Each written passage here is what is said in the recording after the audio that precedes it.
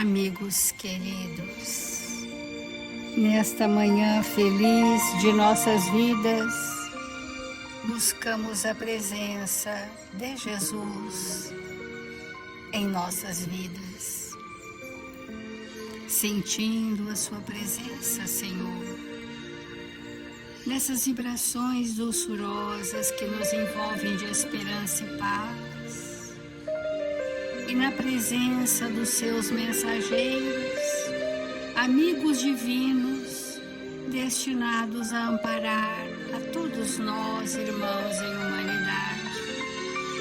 Abençoa, Senhor, o nosso momento de reflexão. Infunde em nossos corações as vibrações felizes do bom ânimo, da paz, da concórdia, para que, nutridos dessas vibrações, possamos seguir neste dia, reconfortados, amparados e esperançosos.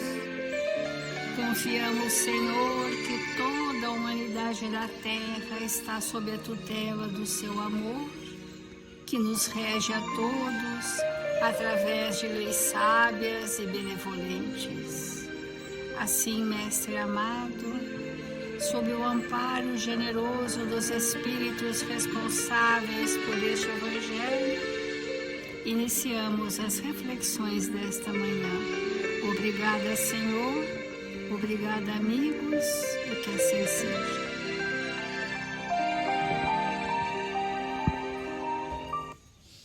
Do Evangelho segundo o Espiritismo, nós estamos no capítulo 25, Buscai e achareis. Esse interessante capítulo que mostra que nós somos espíritos dotados de tendências, de experiências prévias que a mais das vezes nos arrastam a repetirmos os mesmos padrões equivocados do passado, e a isso chamaremos de busca. Consciente ou inconscientemente, nós buscamos situações que nos chegam e às vezes desconhecemos a dinâmica de como buscávamos, mas buscamos e acharemos tudo aquilo que está empenhado nas nossas ações e nas nossas criações mentais. As criações mentais também nos arrastam.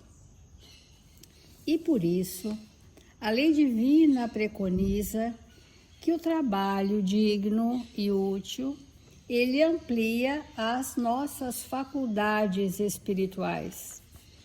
O trabalho é um dínamo que movimenta as potências da alma, quais sejam a inteligência e o pensamento.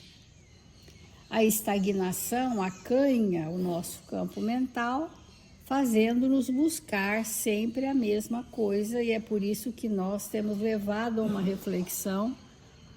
Que buscais? Que buscamos? Sempre pensando que ao entrarmos na casa espírita, no nosso templo religioso, mentalizemos Jesus à porta, nos perguntando: o que buscais? E termos a coragem de dizer o que verdadeiramente eu busco, que não são as palavras, mas que é um movimento interno, que eu repito, de padrões seculares que nos arrastam e que, por ausência da força do trabalho no bem, eu não venço esses padrões acanhados. Essa é a ação transformadora, né, amigos? E o Evangelho diz para nós: se Deus houvesse isentado o homem do trabalho do corpo, seus membros estariam atrofiados. Se houvesse isentado do trabalho da inteligência, seu espírito teria permanecido na infância, no estado de instinto animal. Por isso lhe fez do trabalho uma necessidade, acrescentaríamos evolutiva, e lhes disse: procura e acharás. Trabalha e produzirás dessa maneira serás o filho das tuas obras. Delas terás o mérito e serás recompensado segundo o que tiveres feito. As obras, que são sempre do bem, a grande maioria das obras se realiza nos relacionamentos, porque é através do outro que eu construo compaixão, benevolência, piedade, indulgência, que eu construo perdão. Isso é um movimento interno de ascensão espiritual e de progresso do espírito. Mas para que esse estágio evolutivo se estabeleça em nós, fora necessário o trabalho braçal, que desenvolveu a inteligência, os novos interesses, as novas necessidades, o processo natural de busca, porque nós sabemos que Deus nos deu muito a mais do que aos animais o desejo incessante do melhor.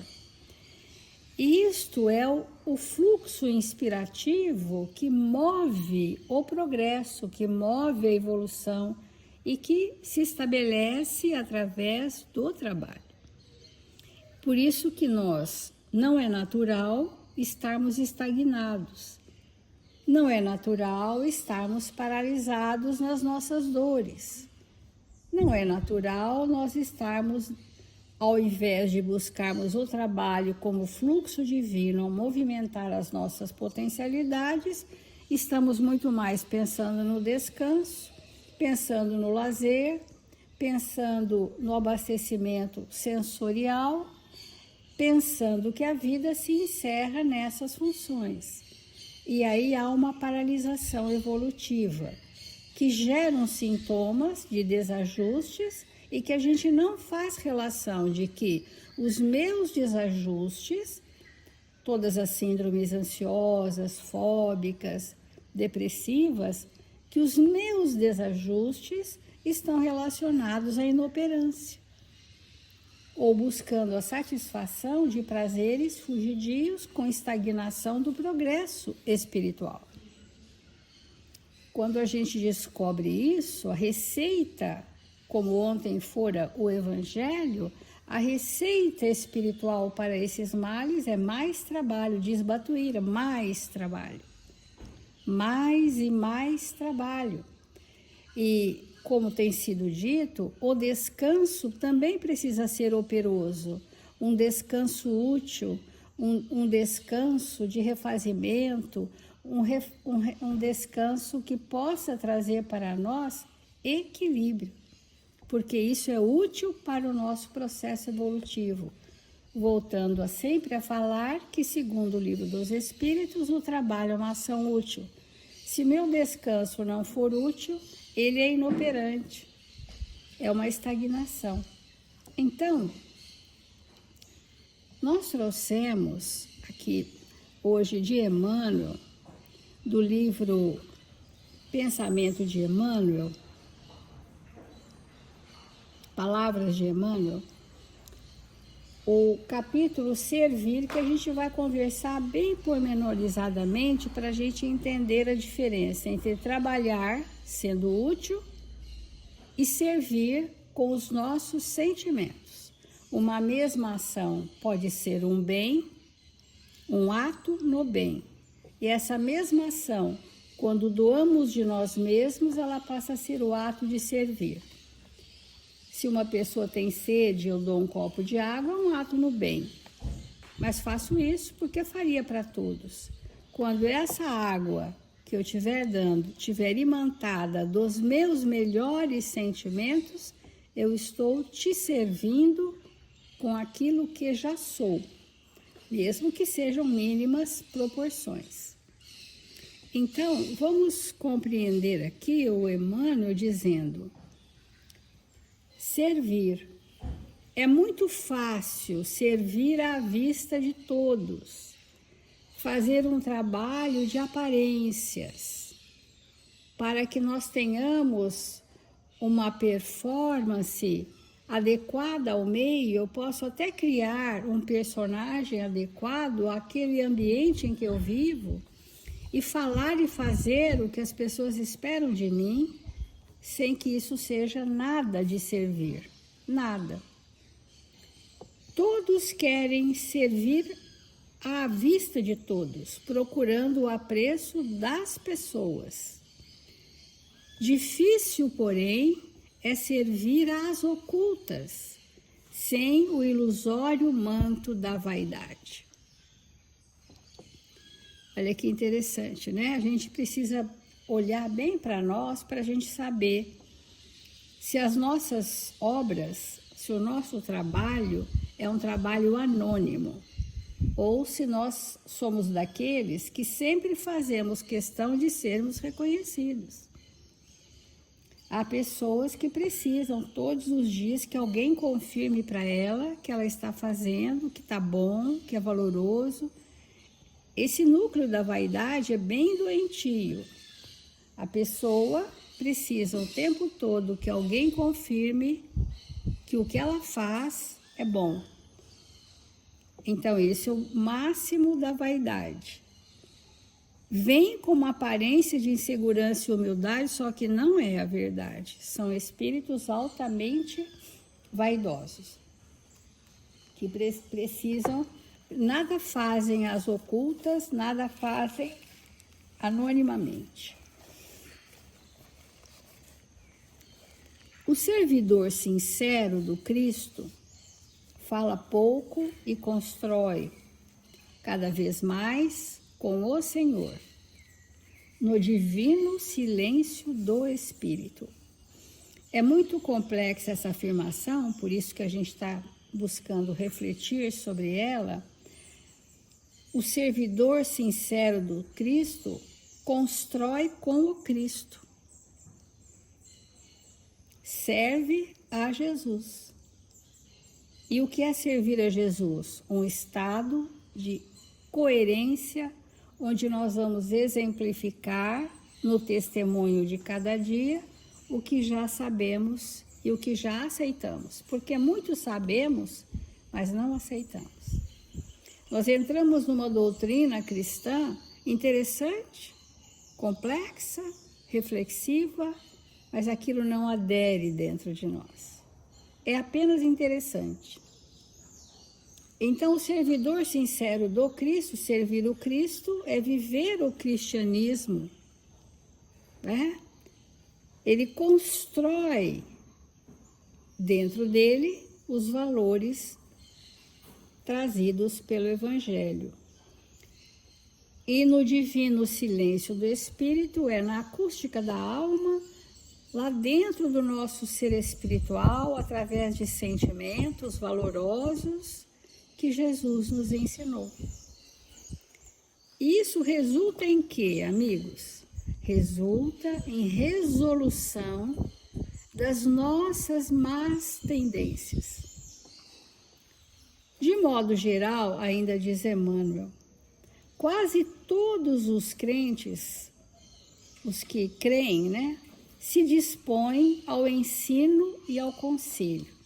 Então, primeiro o patamar dos nossos equívocos é sabermos 5 linhas e acharmos que nós já podemos dar aulas sobre aquelas 5 linhas. Sendo que se aquilo não for uma experiência vivida, a nossa palavra não tem força de expressão e nem atinge o outro como conselho, porque são palavras teóricas. E muitas vezes a teoria, algumas teorias filosóficas, são teorias de estagnação evolutiva. E nós ficamos enredados com aquela parafernália de conceitos que não tem aplicabilidade na vida de ninguém. Então, é um ponto de paralisação dos nossos espíritos. Estes que Emmanuel está falando, aqueles que creem nas doutrinas cristãs, se dispõem ao ensino e ao conselho, principalmente o conselho. Nós só podemos dar opiniões, tenho aprendido isso e aplicado veementemente em mim.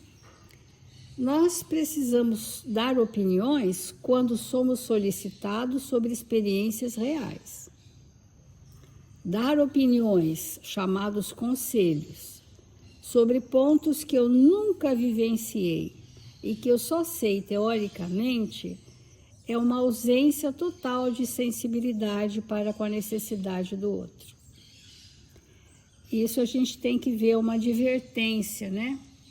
Pontos, olha, se dispõe ao ensino e ao conselho, prontos ao combate espetaculoso e à advertência humilhante ou vaidosa, que são os grandes, entre aspas, pregadores, discursivos, falantes, empolgados, que causam muitas vezes constrangimento nas pessoas.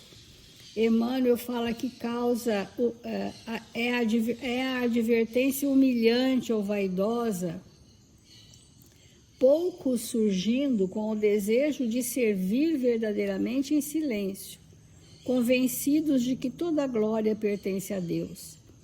Vamos lembrar os fariseus à época de Jesus. Eles eram espíritos muito instruídos e acreditavam naquela instrução, mas estavam ainda despreparados para que aquilo fosse uma experiência. Por isso que eles falavam ao público de forma veemente e persuasiva, constrangiam consciências, humilhavam as pessoas dentro daquela postura de pregador. E até hoje existem os mesmos que estão naquela fase. Quando Jesus disse para os 2 apóstolos que foram atender um obsediado e pronunciaram as mesmas palavras de Jesus, chegaram perto do obsediado e disseram: afasta-se.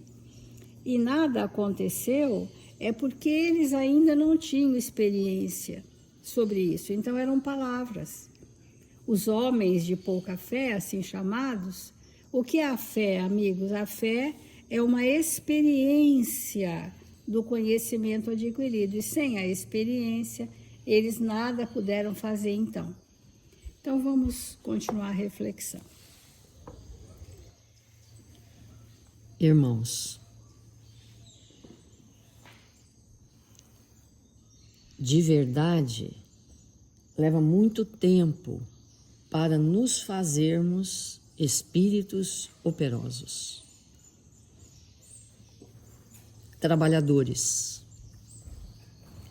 E, como temos falado, isso começa com o trabalho material.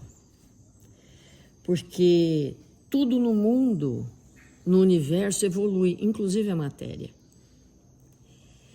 E quanto mais materializados nós somos, quanto mais distante da espiritualização nós estamos, maior é a nossa força de trabalho para as questões materiais.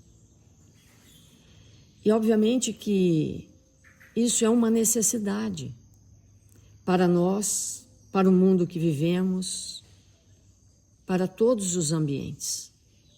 Então, há espíritos que chegam num ambiente e transforma aquele ambiente num espaço completamente diferente daquilo que se encontrava quando ele chegou. Ele tem a capacidade de transformar materialmente um ambiente, de movimentar as suas forças e as forças, inclusive, daqueles que estão paralisados. São espíritos que já têm um compromisso com o progresso material. Assim, nós vamos vendo as civilizações se estabelecerem, as grandes cidades, os grandes centros.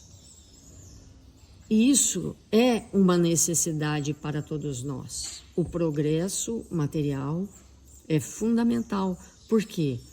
Porque quando encarnados, nos revestimos de uma matéria.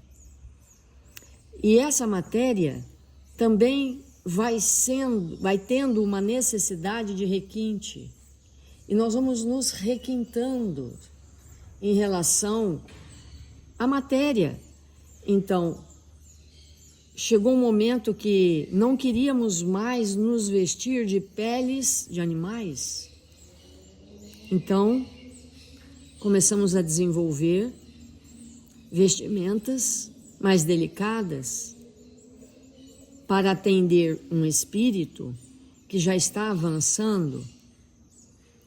E tudo isso faz parte do nosso processo evolutivo. Mas quanto tempo isso dura? Essa necessidade desse avanço material. Até o dia que o espírito descobre que ele é espírito.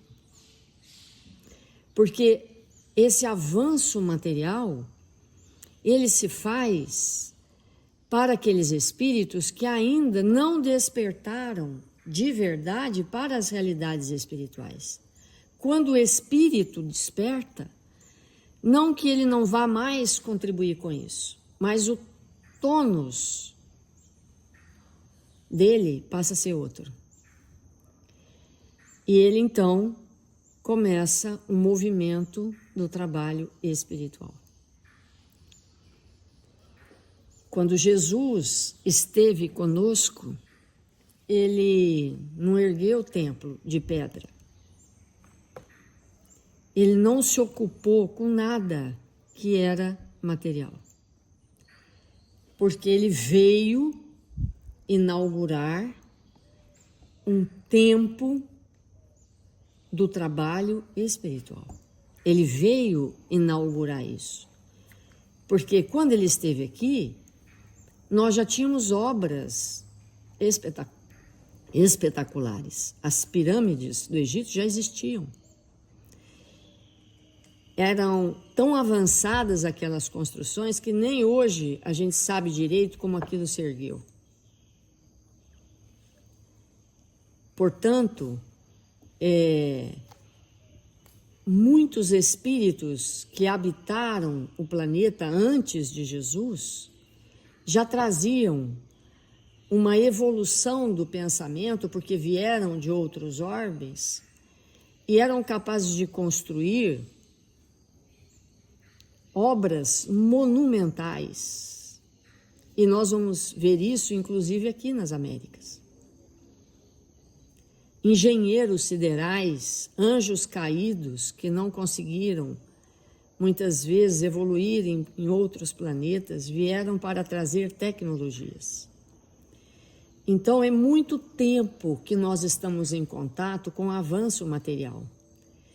E Jesus veio inaugurar esse novo tempo do trabalho espiritual. Então, há mais de 2000 anos, nós estamos sendo convidados a sermos trabalhadores espirituais, estando na matéria. E esse trabalho espiritual, ele é um trabalho que, diferente do trabalho material, porque obviamente nós estamos na matéria, enquanto estivermos aqui, nós vamos precisar trabalhar para ter recurso financeiro, para manter a nossa casa, as nossas necessidades materiais, isso é uma coisa evidente. Mas isso é só uma parte, é uma mínima parte. A parte maior, a maior parte é o trabalho espiritual.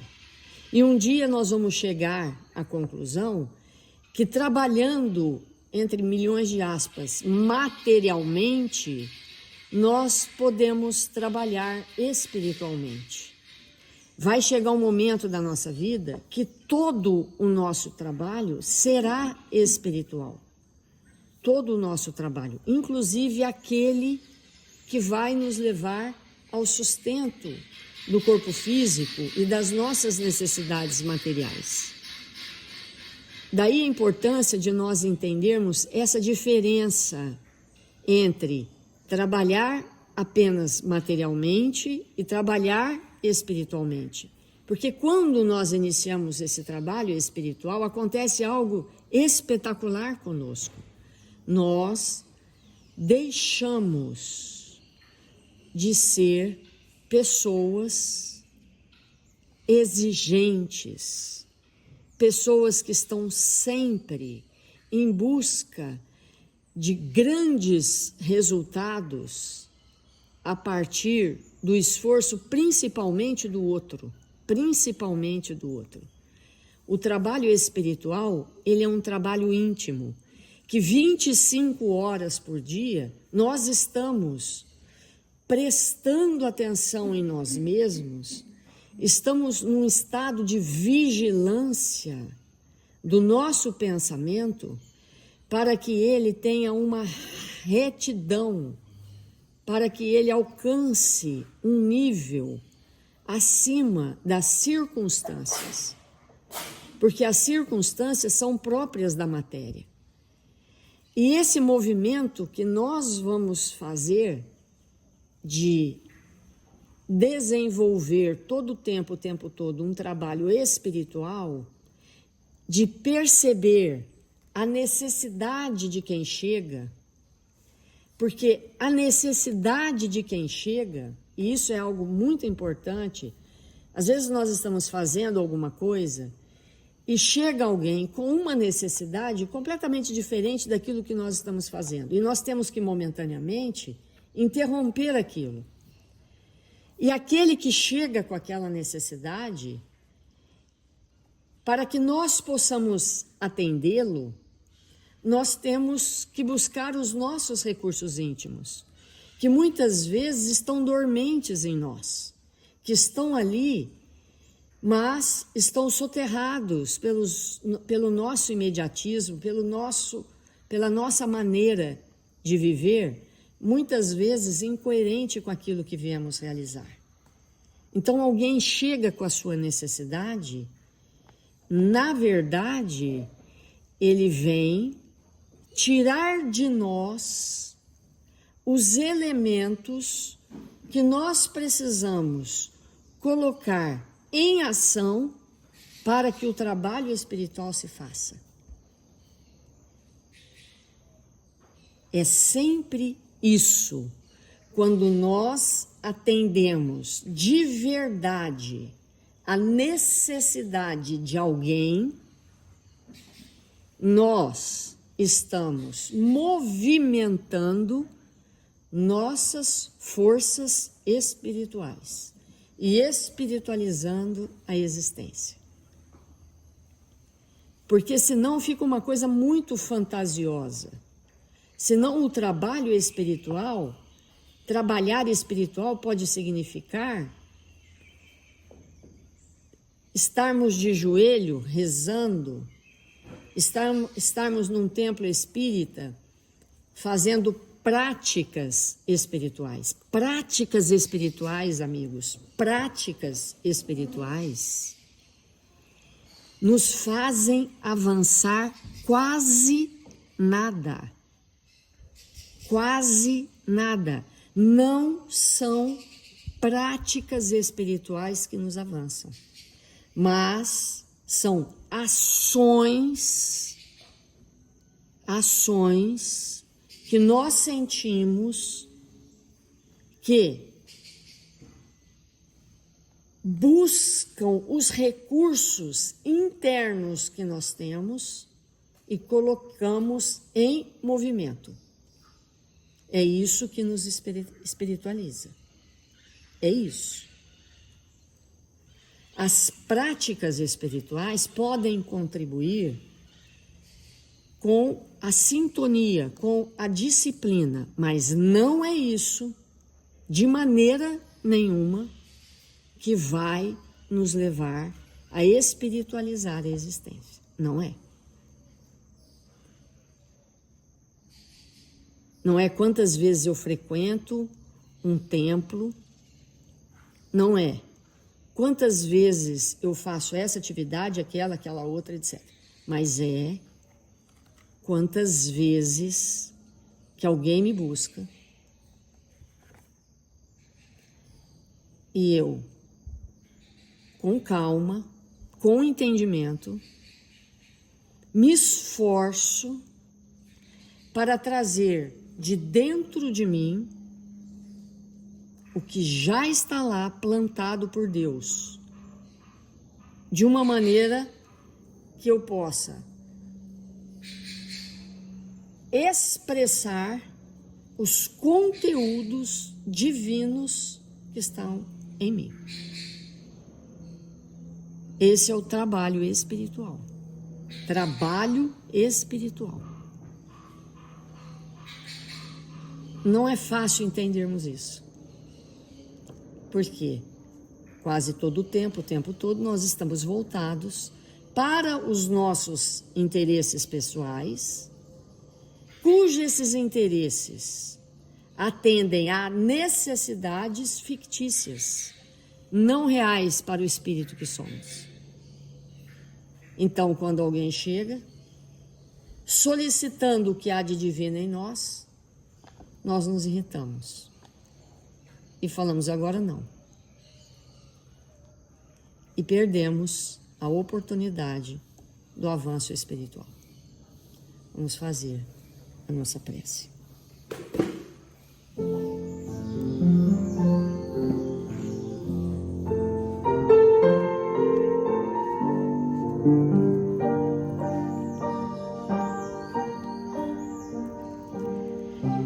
Deus, nosso Pai, Jesus, divino amigo das nossas vidas, nós nos encontramos aqui, Senhor, te buscando a presença,